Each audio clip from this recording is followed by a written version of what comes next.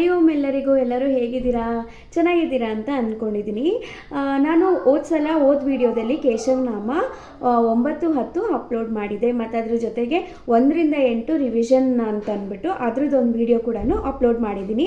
ಇನ್ನು ಯಾರ್ಯಾರು ಹೋಗಿ ನನ್ನ ಚಾನಲಲ್ಲಿ ನೋಡಿಲ್ಲ ಅಂದರೆ ಪ್ಲೀಸ್ ಒಮ್ಮೆ ಹೋಗಿ ನೋಡಿ ಹೇಗಿದೆ ಅಂತ ನನಗೆ ಕಮೆಂಟ್ ಮಾಡಿ ತಿಳಿಸಿ. ಇಷ್ಟ ಆಯಿತು ಅಂತಂದರೆ ಸಬ್ಸ್ಕ್ರೈಬ್ ಮಾಡ್ಕೊಳ್ಳಿ, ನನ್ನ ಚಾನಲ್ನ ಲೈಕ್ ಮಾಡಿ ಮತ್ತು ಕಮೆಂಟ್ ಮಾಡಿ ಮತ್ತು ಆದಷ್ಟು ಜನಕ್ಕೆ ಶೇರ್ ಮಾಡಿ.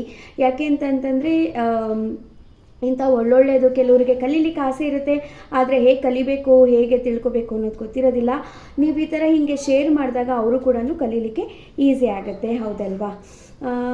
ಈಗ ನೆಕ್ಸ್ಟು ನಾನು ಕೇಶವನಾಮದು 11th ಸ್ಟ್ಯಾನ್ಸ ಹೇಳ್ಕೊಡ್ತಾ ಇದ್ದೀನಿ ಇವತ್ತಿನ ವಿಡಿಯೋದಲ್ಲಿ. ಓಕೆನಾ? ಇಲ್ಲಿವರೆಗೂ ನಾವು 10 ಚರಣಗಳನ್ನ ಕಲ್ತ್ವಿ. ಇವತ್ತು 11ನೇ ಚರಣನ ನಾವು ಕಲ್ತ್ಕೊಳ್ಳೋಣ. ಓಕೆನಾ?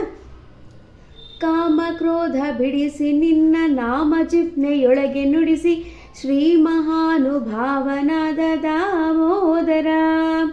ಇನ್ನೊಂದ್ಸಲ ಹೇಳೋಣ. ಕಾಮ ಕ್ರೋಧ ಬಿಡಿಸಿ ನಿನ್ನ ನಾಮ ಜಿಹ್ನೆಯೊಳಗೆ ನುಡಿಸಿ ಶ್ರೀ ಮಹಾನುಭಾವನಾದ ದಾಮೋದರ.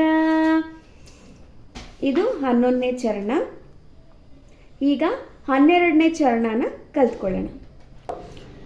ಬಿದ್ದು ಭವದನೇಕೆ ಜನುಮ ಬದ್ಧನಾಗಿ ಕಲುಷದಿಂದ ಗೆದ್ದು ಪೋಪ ಬುದ್ಧಿ ತೋರೋ ಪದ್ಮನಾಭನೇ. ಇನ್ನೊಮ್ಮೆ ಹೇಳೋಣ.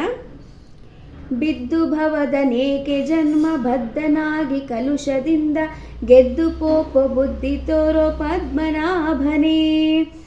ಇದು ಇವತ್ತು ನಾನು ಹೇಳ್ಕೊಟ್ಟಿರೋದು 11 ಮತ್ತು 12ನೇ ಚರಣದ್ದು. ಇದೆರಡು ಕಲ್ತ್ಕೊಳ್ಳಿ. ನೆಕ್ಸ್ಟ್ ವಿಡಿಯೋದಲ್ಲಿ 13 ಮತ್ತು 14ನೇ ಚರಣನ ಕಲ್ತ್ಕೊಳ್ಳೋಣ.